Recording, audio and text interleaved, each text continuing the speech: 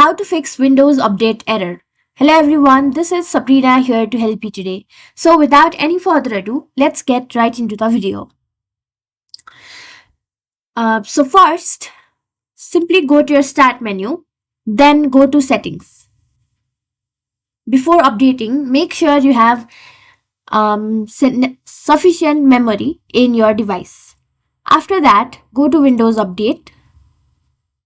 Now scroll down and you should see an option of troubleshoot. If not, simply go to the search bar and then go to troubleshoot settings.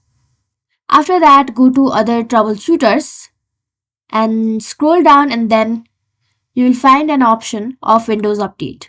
Now simply run the Windows Update troubleshoot. Now it will tell you or indicate the problem that you are facing and also give the necessary solution. So that's it. Thank you for watching this video. Make sure to like, share and subscribe to our YouTube channel. If you got any questions, comment them down and I'll catch you in the next one.